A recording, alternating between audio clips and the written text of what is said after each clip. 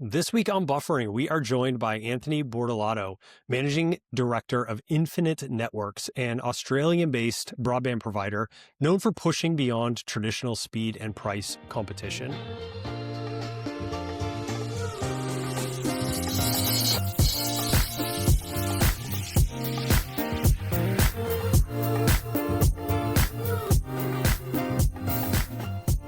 Anthony really brings a unique perspective from a fully open access market where differentiation and consumer value require a completely different playbook. And Anthony, we are so excited to have you on here, man. Welcome to the show.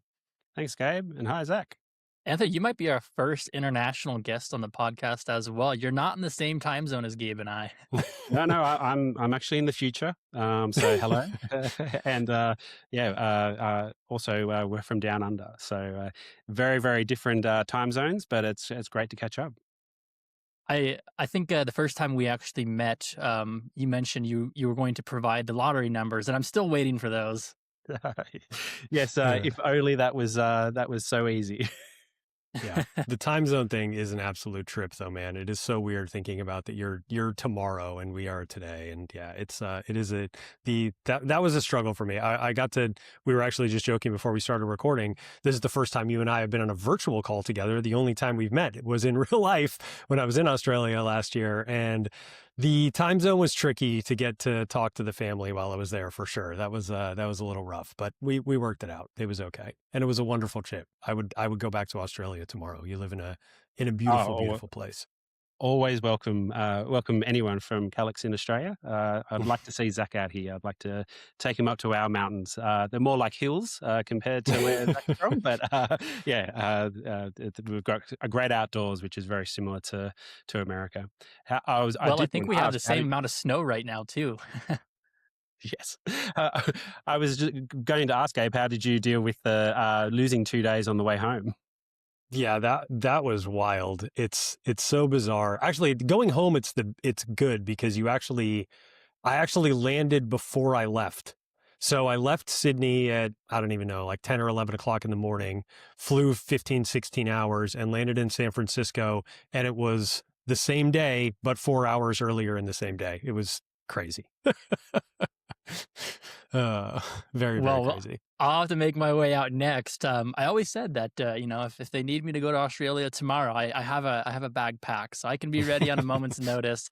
But Anthony, welcome to the podcast once again here. I'd love if you could introduce yourself a little bit, talk about what your role is at Infinite and what Infinite does in the Canberra market. Yeah, so I founded Infinite Networks, which we really refer to as Infinite now, but we started back in 2003, and it was originally a hosting and web development company. And then in 2004, Telstra, who really were the government-owned telco here, they started wholesaling ADSL access across Australia, and we saw an opportunity to get into that, and we started off, we didn't really have much of a plan. We had equipment and we had capability, so we got stuck into it. And we initially started doing residential and business broadband, but then we really saw the growth and kind of really our specialty with our technical capabilities was really focusing in on the business side of things. So we phased out our residential, or what we call personal broadband now, and we really went hard on the enterprise and really medium-sized business networking. That included MPLS and back in the day ATM and very, very symmetrical SHDSL or SHDSL, and it was quite successful for us, and we kept doing our web development work as well. But over the past 20 years, we've actually found that subscription-based income is far more rewarding than project-based income is, and we can scale with that. And we over the next 20 years, we kept doing the actual the enterprise side of things. We were very successful. We actually helped a few companies list on the stock exchange. One of them also is a global healthcare company, and we were the silent innovators in the background. When a customer came to us who was kind of breaking ground in their industry, we were helping them deliver. And every time we were able to do that. And some of those customers back from 2005 and 2007 are still what we call clients today. So that's really the story of the business. The kind of inside that is we started working with the NBN, which is the open access network here in Australia.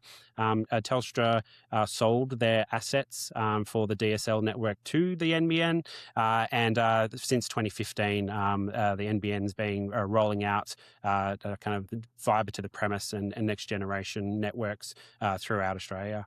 And that kind of leads us to where we are today. About 18 months ago, we moved back into the personal broadband market.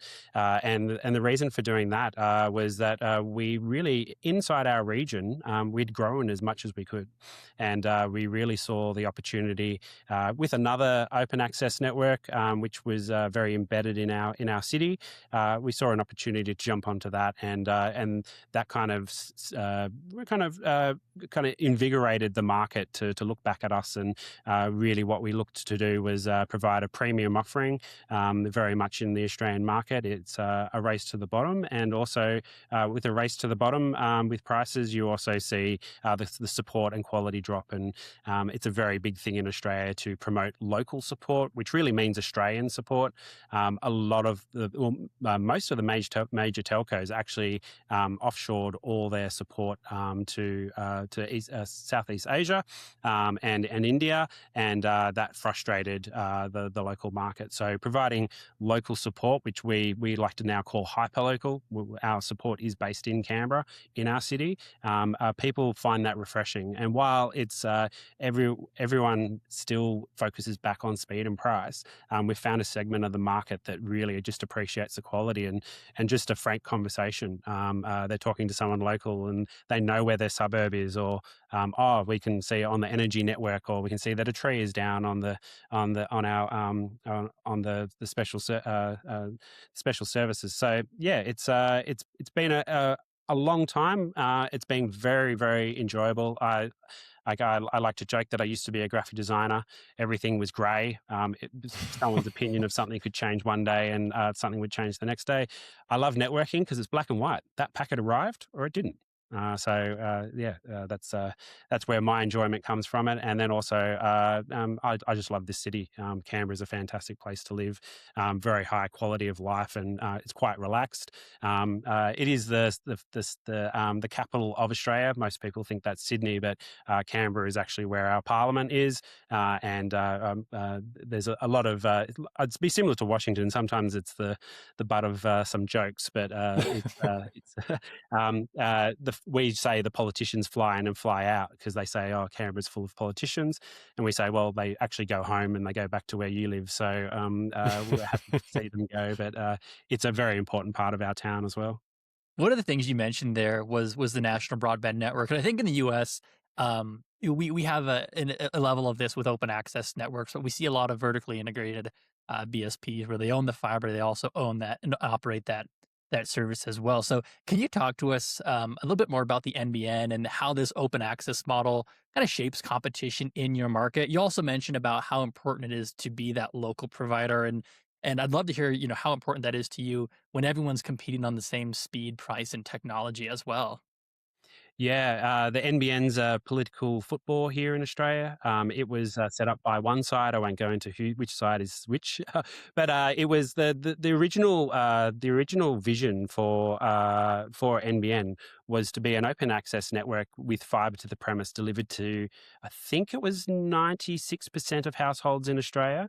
Now, Australia is a massive landmass. It's comparable to America, but we only have around 30 million people who live here, and obviously everyone congregates around the beach and on the coast. We do have some inland cities like Canberra, but the goal there was to roll that out and really to lift it from what was once a government-owned telco, which was very much a PSTN analog network, and then also then obviously the DSL was built across that. Telstra is still probably the largest telco in Australia, and they run NBN, and they still have some voice, and they're a very big mobile player here in Australia. What did happen though is that we had an election, and it was a change of government, and we had some lovely politicians say, no one needs more than 25 megabit of internet. We'll just upgrade the ADSL network, and we can roll that out. Now, there's some truth to that in terms of the fibre rollout here in Australia is still going, and because of the complexity of the size of Australia and our neighbourhoods, our city is actually directly affected. We still do have DSL networks. Now, if we prescribed to a fibre-only network, we would still have people on ADSL, still waiting for their fibre to be rolled out. Now, obviously, time and money can fix things, but in terms of just the complexity of Australia and its geography, it would still be running today, I think. Then that comes back to now they're rolling. So the government who originally came up with the vision for fibre, they're now back in power. They're now rolling that out, and they're now making investments to finish the NBN off. But the challenge with the NBN as an open access network is that its politicians can interfere, and it's very much in the news here. But also it's in a way they've created another monopoly. And also in this situation, we do have vertically integrated networks. Another network that we participate in is the Vision network, which has a large footprint in our city, which is why we've done that. The NBN can actually go into a building development, and it's kind of prescribed as the standard. But if you've got a relationship with a developer, you can actually put your own equipment in. So we do have various different vertically integrated networks. But the issue is you can't have two networks in one building or one house. So if you prescribe to the NBN, you're stuck with the NBN. We have regular CPI increases. That actually is challenging from a pricing perspective as the NBN coin us as a retail service provider. We're not even an internet service provider, we're a retail service provider. That actually makes it quite challenging because it's all about scale. So it's about volume. You need to do large numbers, and then also you've got a lot of people competing on price. We still have a lot of the old, what we call internet service providers or BSPs in America. They are still, some of them are outsourcing. Some are outsourcing to Sri Lanka, and it's still outsourcing to keep the price low. But there's become in the market, it's very much the consumer has a massive amount of choice, which is fantastic. But also it's very hard to stand out from the competition because the competition, while outsourcing their support, will still say on their website, excellent support. So there's obviously you've got to deal with the marketing plus, as we call it. Whereby it's the marketing is not necessarily, the marketing is better than the actual product. But it's the advantages of that open access network is we can fire up a tail in a city or even a country town in another part of Australia. Now we have to deal with the latency and we have to deal with the network performance, but in a scenario that we've used very, very successfully with ourselves is really that ability to one of our clients for a business needs a internet connection out of an airport out of Karratha. We can, through an API, we can provision a brand new service which can be up and running if the connection's already been there in a matter of an hour, and it's a remote location. So in terms of from a technical perspective, the NBN is really, really that next generation network. It's just been the politicization and the kind of the length of the rollout that's made it challenging. Well, we have no idea what that's like, right, Zach? Politics in broadband with everything, BEAD and everything that's happened in the U.S. So yeah, we get the pain, Anthony. I hear you. Yeah. And not wanting to touch on that topic any further. Yeah, we don't get into a lot of politics here on buffering. It's usually what we try and avoid. Choice, unfortunately. So in Australia. One thing we often hear, especially in the US, when you have different service providers you can choose from, is the grass is always greener syndrome, where something better probably exists elsewhere, and what that could lead to is subscriber dissatisfaction, impulsivity to changing providers, of course. One thing that Gabe and I talk about a lot as well is how easy it is to churn and pick up a new provider today or tomorrow.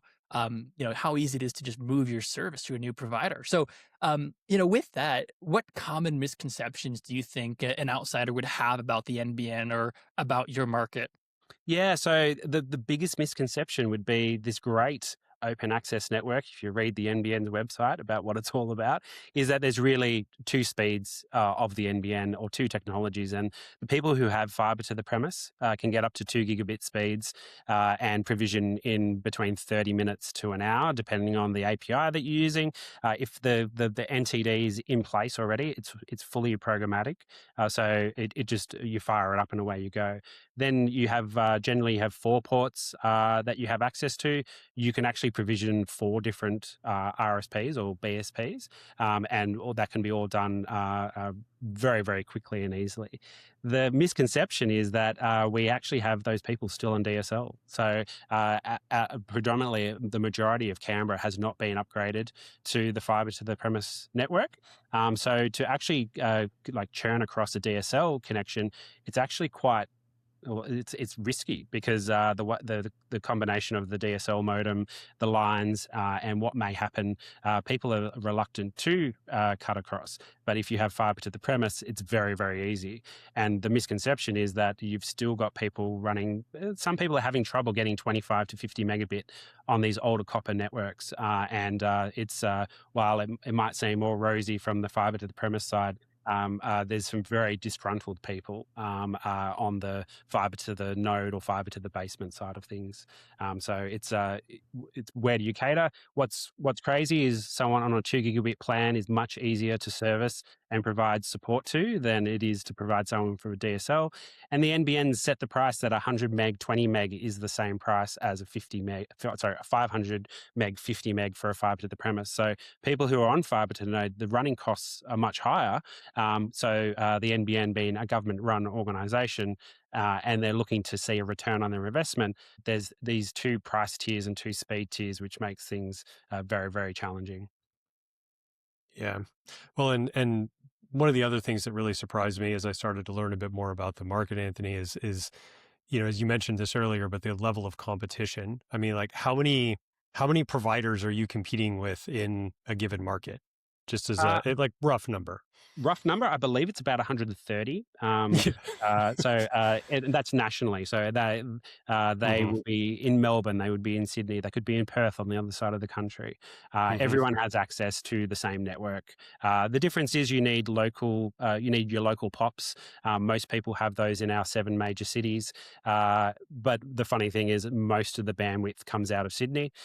So someone in Darwin at the top of our country still has a 50 millisecond a ping back to Sydney for some gaming servers, because no cloud provider is going to host games out of a local city over there. So we still do have those latency challenges, but at any given time, I'd say every 6 months there's a new darling of the broadband market that people will shift to, and you've very much got social media. Reddit, Whirlpool is another very popular forum here in Australia, and people chat on there, and then everyone wants to jump onto the new greatest and latest thing.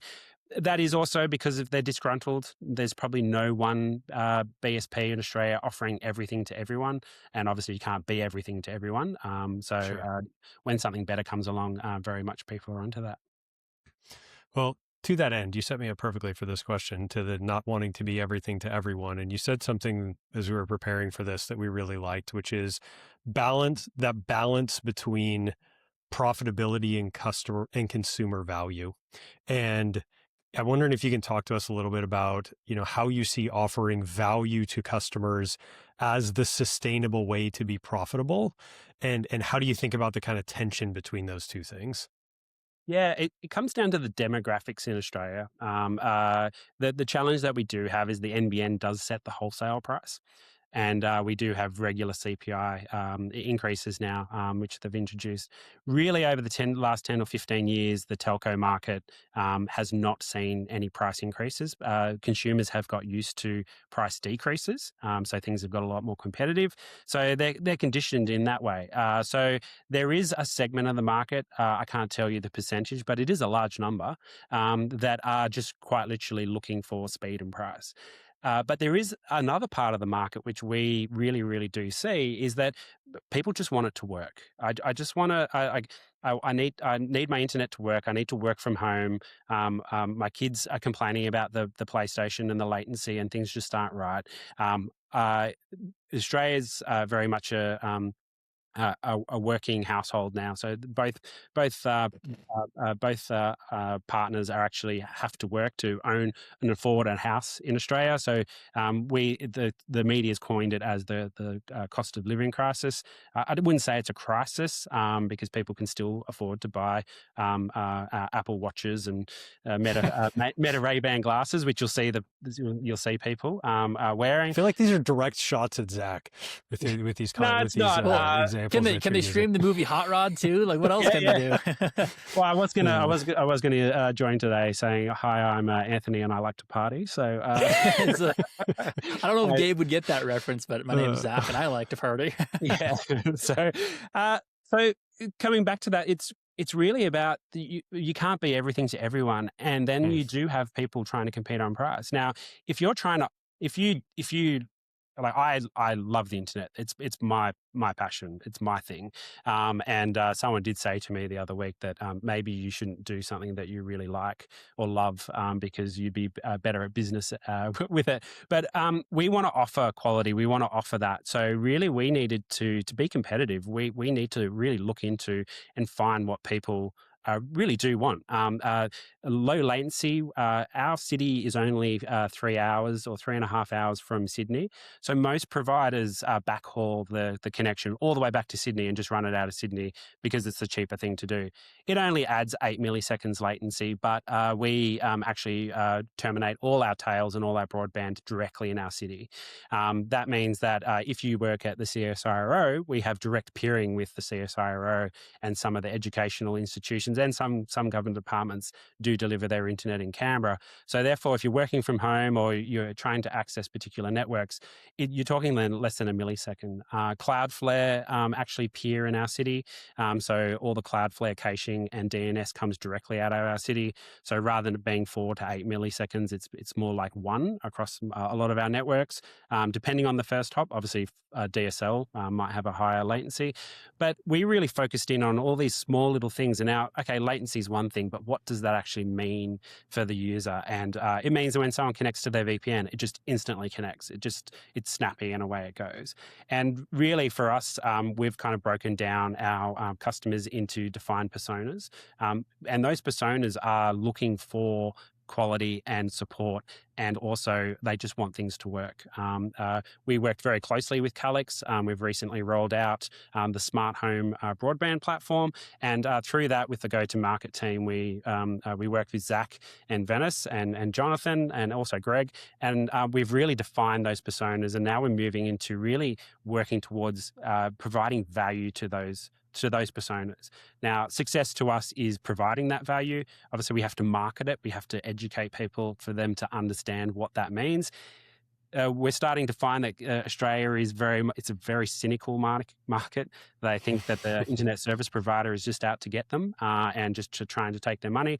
But there are some genuine players out there, like what we try to see to really try and offer them that value. And the great thing in our market is if we're not providing that value, we know that they will just move, they will turn away. So we really have to deliver, otherwise we're providing false promises. That cynicism is interesting because I feel like we have a lot of that in the US market as well.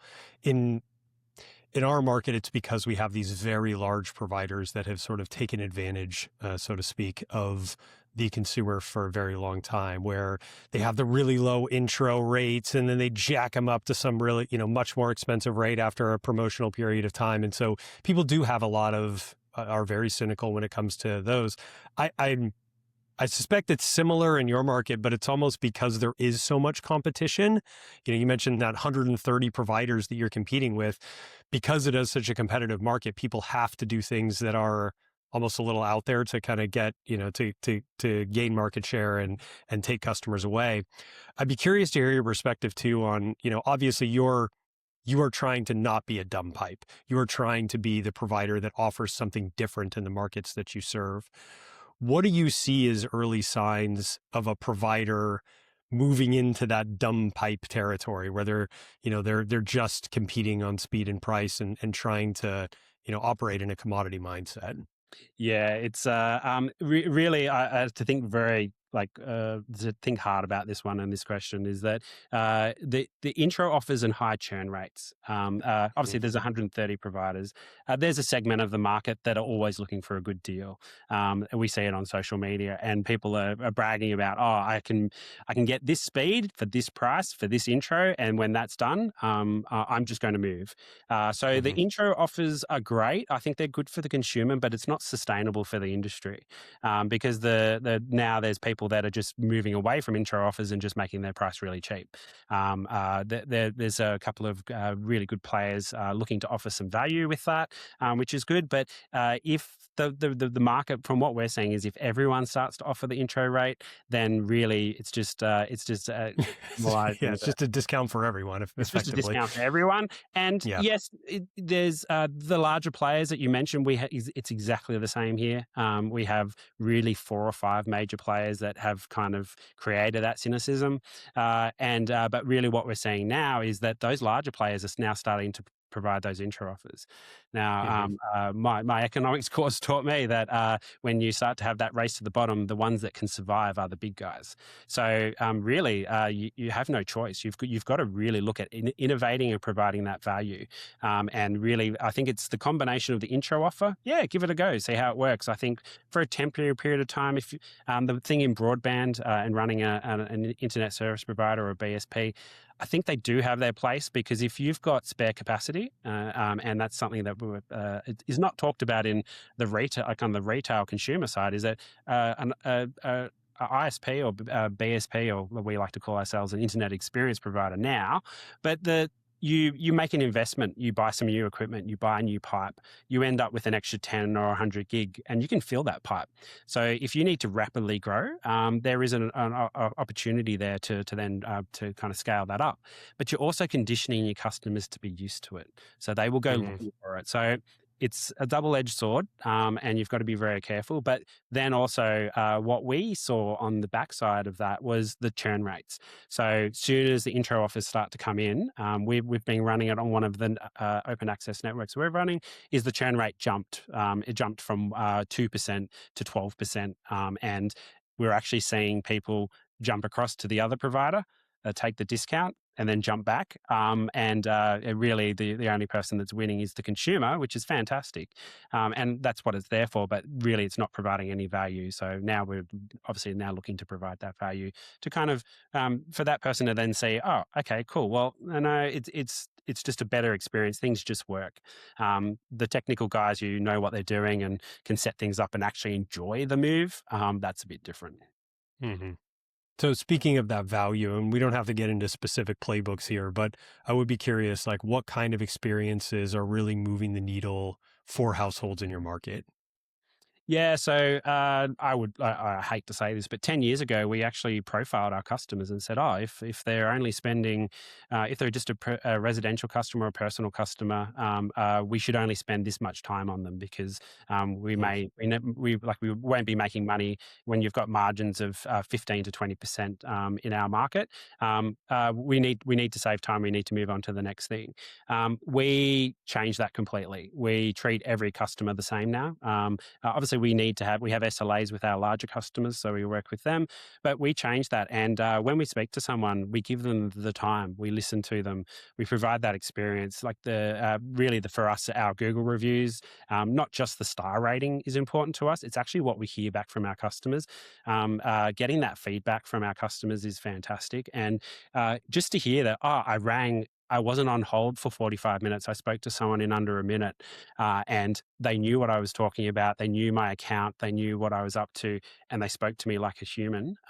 That's really that's kind of been our point of difference, and we've really leaned into that. And we're just going to keep doing that over a long period of time. People will self-select. If they don't see value in it, they will move, they will churn. But then word of mouth is our strongest marketing channel right now. We'd like to change that. We'd like to scale things up. But the word of mouth is just some of the people we say, oh, we're happy to give you a referral fee. And they're like, oh, no, can you just look after this person? We just... My neighbor, I'm sick of going to the barbecue and hearing that their internet's not working. I try to use their Wi-Fi at the barbecue, and now they've moved across to you. So yeah, that's really the main point of difference. And then we've got a few technical things in there, and now obviously onboarding the Calix Smart Home platform with the GigaSpire routers. For us, we've got a lot of control now, and it's also providing that support and that high level of support. When someone says that their LG TV is not streaming Netflix correctly, we can actually go into the Calix broadband system and actually, with their permission, is do some troubleshooting, and we can actually determine what is happening. It's only running on 2.4. Maybe we try and move it to 5 gigahertz if it's in range. And for us, we're not trying to solve a technical issue. We're trying to improve the lifestyle of our customer, and that's what some people value. And what we'd like to do is educate people to understand that it is available. And you mentioned Smart Life there, so I do want to talk about your Smart Life plans. And to kick that off, you have a fantastic radio ad that I'd love to play for our podcast listeners. Now, I know Gabe has always wanted to do his own ad read on the podcast, but Gabe, I have weird dreams, Anthony, of wanting to do an ad read on the podcast, but this is the first ad we've ever run. It's a good one, though. So maybe we should start our own radio station. So I used to run the college radio station back at school. So I think maybe it could be the AZG radio station. Yeah, let's do it. Kristen, it's time to tell the people how easy it is to manage your home network with all your internets with Infinite Networks Smart Life. Oh, where have you been all of my life? It's like internet for control freaks, would you say? For me, as a mum running a household, the Infinite Experience app, I've never felt like more of a boss. Basically, you can see what devices are connected. I can run a speed test. Yeah. I get an alert if something is offline. I can prioritise devices. Yeah. But this is my favourite. I can pause Wi-Fi. So let's just say it's dinner time and the kids are watching Peppa Pig. You wouldn't believe it, kids. Peppa Pig. Now it's just dinner time, isn't it? Peppa's having a nap, guys. Yeah. Better come to the dinner table, quick. It's gone. No, it is. It's all about control. And if you're playing PC games, you want some extra bandwidth to make sure you're not lagging. Yes. Laggers. Oh, it's the biggest killer. A bigger killer than guns in video games, Kristen. It really is. Go and check them out. Infinite Networks Smart Life. Check it out for yourself at infinite.net.au. I love that ad so much. I might be biased, but that might be one of my favorite ones. I love how natural it is, and I'm sure that was part of it. Is that people doing it, or it feels like more of a natural conversation. But I love the fact he immediately went from lag to the bad outcome that happens in a game when you have lag. And it was this perfect, okay, yes, it talked about a technical term, but then I tied it right back to something that's actually going to be valuable for the customer. I thought that was so smart. Yeah, and it's really for us, it's about that communication, that education. Like, it is possible. So one of the comments that we had from that is, so I can turn it off, or I can control it. And the prioritization is a big thing as well. And we work with other consumer products that can do a lot of these things. But just creating a guest network or prioritizing a particular device, you need to understand how QoS works. You need to then put things in. What we're doing is matching those profiles to the actual persona and the plan as well. Really, that kind of allows us to leverage. Yes, we have low latency. Yes, we focus on what we're trying to do. We've actually specifically purchased more expensive IP transit, and we peer with every single peering network that we can to provide the lowest latency path. And the thing, though, is we can get that down to the router, But if the router is then has 2.4 gigahertz interference, or someone's running a download torrent or something while they're trying to play a game, it's not necessarily our fault, but in terms of that allows the person just to have really a single radio checkbox to be able to kind of prioritize and do that, and really that leverage. So what we're trying to aim to do is we're trying to leverage the network, leverage the support, and then bring it all to tie it all together with a really, really decent platform and Wi-Fi system. At the top of the podcast, or the bottom of the podcast, Gabe, I'm sure Gabe is sick of me getting this baseball reference wrong by this point. But earlier on in the podcast, you talked a little bit about your history with enterprise customers and what you've done from a business standpoint with them. And through our past conversations here, we've talked about what you're doing from a more technical side, of how you're providing, more control or, more transparency over your products and services for those enterprise customers. And I'd love to hear from you, Anthony. What problems are you trying to solve, or what barriers are you trying to help these customers overcome in your market? Well, what's hilarious is that we set 10 to 12 years ago a strategy, and that strategy or aim is to provide the very best experience on the internet. So that was, we took away, we kind of zoomed right out. We zoomed out okay, let's just say someone has the perfect enterprise network. What does that mean? And then we distilled it, we came back to, it's the experience. What do people have? We've got some very large customers that have come to us and say, the security piece wasn't as important previously. It was that if we're down and we're trading on the stock exchange, we lose $35,000 an hour. You need to guarantee that we don't go down. And I said, impossible. I can't do that. They went away to the large national provider and said, what can we do? And they asked me, like, what do you think they're going to offer? And I said, they're going to offer you an income protection plan. They're going to say that if the internet's down, just pay this insurance company and they'll pay you out. And I said, well, what I'd like to do for you is to actually architect a network that leverages different carriers. So what we do is we consider ourselves a tier 2. We don't own any of the fiber in the ground ourselves, but what we do is we have wholesale arrangements with all the tier 1 fiber providers. So what that allows us to do is we can mix and match. So we overlay a managed network. We see ourselves as vendor agnostic. We're a Cisco partner. We are a Palo Alto partner. We're a Fortinet partner. We're partners with Juniper. We're with everyone. A switch is a switch. A router is a router. A firewall is a firewall, and a VPN is a VPN.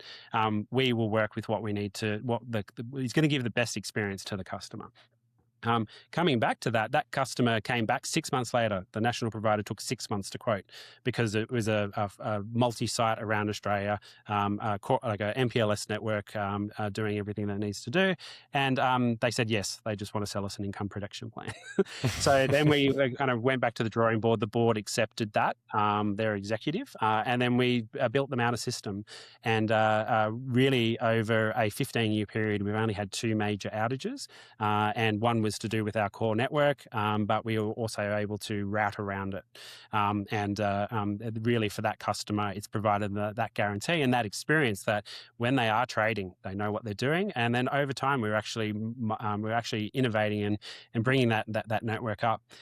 From all that experience, that's what we saw the gap in the market, in the personal and residential market, is that people, they don't, like, in terms of, a lot of people don't care about the speed. They need the speed to be fast enough, but it's not an important factor when the internet and Netflix is loading and the kids can get their homework up, or they can have a Teams call without any buffering. That's really what we wanted to focus in on. And 12 months ago, we set a strategy for ourselves in 2025. We wanted to offer something that no other RSP or ISP in Australia is offering, and that was where we took a look at the broadband, the Smart Life broadband platform, and that's now allowing us to deliver. And now we're in the process of executing that and rolling it out. Love it. Now I want to shift gears a little bit, just because I know Zack is going to be mad at me that I took this question, because I know he nerds out with you on this stuff all the time. But one of the things you've been very forward thinking on is the use of AI in your business. And I'd love to hear your thoughts on practical ways that you're using AI in the business. Because again, I think you've been very forward thinking when it comes to this, really kind of top to bottom, within your organization. Yeah, this is an interesting one. It's a moving target, and 1 week I would say, "Oh, it's all hype," and the next week I'd say, "Oh, right." I would say never. Like that's one thing, but really, just initially for the short term, our AI strategy inside Infinite is that we leverage the AI to communicate with the humans. So we don't see a place right now where the AI is really accurate enough to kind of put in front of the customer. Humans expect black and white answers from computers, and AI by its nature is fuzzy. Now, the advantage of being fuzzy is that you can work with fuzziness. It's like you like fight fire with fire. So it's there's a huge opportunity there. So we leverage AI securely, and I would have said once a day. Now, probably in the last 3 months, we're using it. I would say using it hourly. We're using transcription services for meetings, note taking, like just to be able to track action items. Where really my favorite use of AI is actually asking for a different perspective. You are the consumer. Please look at our website. Please take a look at this. And you can say, I'm a cynical user on Reddit who thinks all ISPs are the worst thing in the world. You can actually ask it for its opinion. You very quickly come to the conclusion that I don't think I can help this person, but to be able to have those alternative perspectives, it's really, really good. Now, the thing that I'm really looking forward to, particularly in our landscape in Australia, is the agentic programming. I really look forward to that, but also that does lift the average as well. So we're going to see a lot of smaller providers now be able to have a lot of automation and systems. But once again, as you both know, is that it's the human typing in the prompt in the background, and the creativity that you can have, and bringing your creativity to that is where it's going to be really good. So we will test AI chat, we will test AI agents and phone agents, but we will provide the option to the person. So when you ring up, it's like you're on hold. Would you like to talk to the AI, or would you like to wait for the human? And we give the person the choice, and it's going to be an opt-in scenario right now. And for us, that's to maintain the support. Some people, the younger generation, much prefer chatting to someone. They may want to talk to the AI. They may our on hold is really between 1 to 5 minutes, so they're not really going to have the chance to talk to the AI. But with that, it gives them the option, and like if you can get the result that you want from using AI, then you'll find that a lot of people are happy to do that. But this all or nothing or nothing at all, that sort of strategy is not going to work. So yeah, that's what we're doing.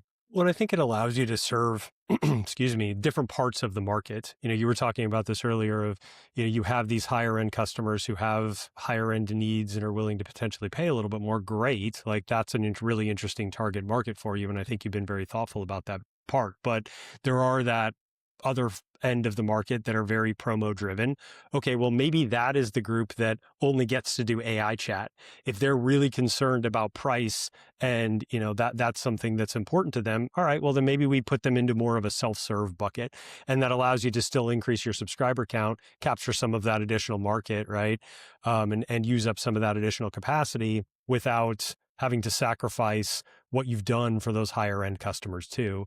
To that end, I know you've done some work around building custom dashboards and some of those sorts of things. You mentioned kind of that it's only as good as the prompt that's going into it. Could you talk to us a little bit about what you're doing there for some of those higher end customers and some of that custom dashboard and insight that you've put in front of folks? Yeah, our natural advantage of building websites and web applications for 20 years is that we actually build things in house. So really, our only limitation is thinking about what we need to do, but also working out what is valuable to the customer as well. So rapid prototyping is another thing, and that's what we're doing. We're rebuilding our client portal at the moment, and we've done our research. We've taken a look at what everything that all the customers are looking to provide, and we've created an advanced dashboard that looks like a Unix console when you hit the button, and it'll spit out all the technical information for the people who enjoy that. the AI didn't suggest that we do that. We needed to suggest that ourselves. I'm a massive fan of the Matrix, the green letters flowing down the screen. You can bring that. That's what humans should be bringing to AI.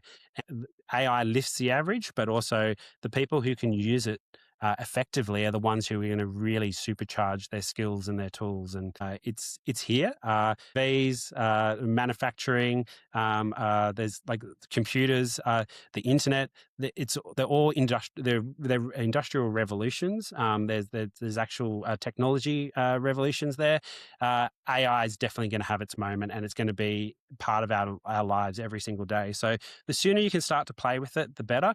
But then also just be wary of the hype because I think we're still in the hype cycle, and with any of these technologies, when it dies down and then people start to see the benefits and can start to use it properly, that's when we're really going to see that uptake. Well, as we wrap up here, I think we just have a few kind of rapid fire questions for you, Anthony, here. But number one here, especially in the US here, but how can a BSP avoid becoming a commodity? You mentioned, the fierce competition you have on the NBN and across your market. What can a US provider do to avoid becoming a commodity? Where would you start? Is It's counterintuitive, but don't do what the others are doing. Don't be the same as everyone else. That's really what I would be saying. Is that if you're going to copy what your competitors are doing, then you're not going to stand out. And the big thing is, and it just requires a glass of red wine or maybe a bottle, is to sit down and think about what do the customers in your area value. What are the demographics? Understand who your customers are. We can get down into very generic personas, and it's still useful. But we really think about the people in our city, and that's really what we're trying to then understand. Our city has a very different demographic to the larger cities. People come to our city to get visas and immigration, and they work here, but then they want to move straight to Melbourne or Sydney. But we do have a cohort of people that then want to stay. But the joke around our city is that it's just a small country town. But it's 400,000 people. So how do you leverage that? How can you offer something that people will value? Speed and price, it's certainly there for rapid growth if that's what you're after, but it's obviously not sustainable. But yeah, I think the more that is stand out, look different. Branding is important, but also what is your offering? If you're just copying and pasting what the next person's doing, then you're kind of behind. Yeah. And then one more for you here. What is the belief that you have that you wish more ISPs would stop or drop completely? I'm like, it's controversial. I don't think my peers in the industry would agree, but mine is it's not all about speed. There's quality inside that speed. You can have a 2 gigabit pipe, and if you're getting raw speeds on that, but if you can't game, if your Netflix buffers or it's you've got peak period issues, it's not just about speed; it's about providing that quality. Now, communicating that's a challenge, and I've always focused on a kind of low latency and best paths, and then obviously working with content networks to then make sure that things are running properly. But yeah, I think the focus on speed and just raw speed, in a business scenario, yes, it's definitely you need to take a look at that. But in terms of we need a better average speed, particularly in Australia. But a lot of people just say, I've got a 10 gigabit or a 5 gigabit or 10 gigabit link for the sake of saying it. It's while it's great for your ego, it's not necessarily going to provide that experience to the customer. I feel attacked with my multi-gig in my apartment. But again, we're the weirdos who work in this industry who care about this stuff. Well, The it's funny average 'cause consumer does not. Not only that, Gabe, but we're also the same people that know, Gabe, I don't know how many times I've told you on my multi-gig connection, I've never seen, it exceeds 600, 700 megabits per second uploading. I've never, gone beyond a gig even. And I always just think the whole multi-gig internet thing is quite funny. Yeah, I'm a bit of a gamer myself, and if I can chase 4 or 5 milliseconds, I do. So that's kind of where that comes from. And if I can do that on a 500 meg circuit, I'd take that much over a much faster connection. It's obviously focusing on wiring your computer in and those sorts of things. Absolutely. Yeah. Anthony, thank you so much for joining Gabe and I today. I think this was a fantastic conversation, and I'm sad we couldn't do it in person, but I know I'll see you later this week, so we'll pick up there. Oh no, you're welcome to come to Australia anytime, Zach, and hope to be in America myself. Awesome. We'd love to have you. And thank you, everyone, for tuning into Buffering today. If you enjoyed this episode, don't forget to follow us on your favorite podcast app and to share it with your friends and colleagues. And for more insights and updates, be sure to connect with us on LinkedIn.